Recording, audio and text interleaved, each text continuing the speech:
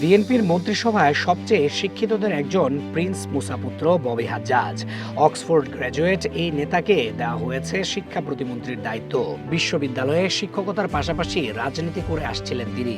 এবার পুরো দেশের শিক্ষা ব্যবস্থার দায়িত্ব তুলে দেওয়া হয়েছে তার কাঁধে। বাংলাদেশের শীর্ষ ধনী প্রিন্স মুসার ছেলে ববি হাজ্জাজ।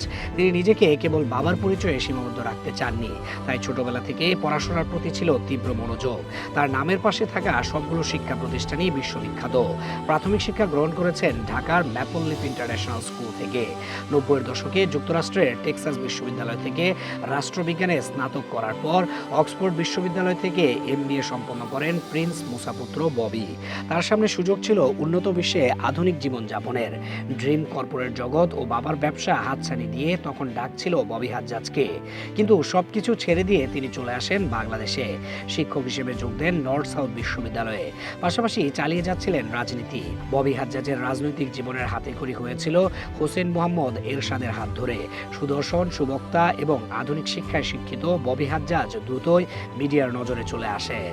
ফলে অনেকেই তাকে ভাবতে শুরু করেন লাঙ্গলের ভবিষ্যৎ কাণ্ডারি। কিন্তু 2014 সালে জাতীয় পার্টি থেকে সরে আসেন ববি হাজ্জাজ। গড়ে তোলেন নিজের রাজনৈতিক দল জাতীয়তাবাদী গণতান্ত্রিক আন্দোলন NDA।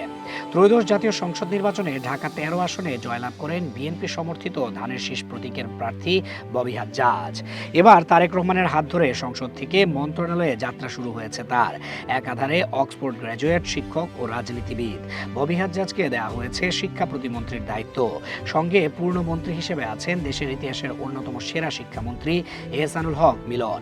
উচ্চশিক্ষিত এই দুই রাজনৈতিক ব্যক্তিত্বের হাত ধরে দেশের শিক্ষা ব্যবস্থায় আমূল পরিবর্তন আসবে, এমনটাই প্রত্যাশা সবার।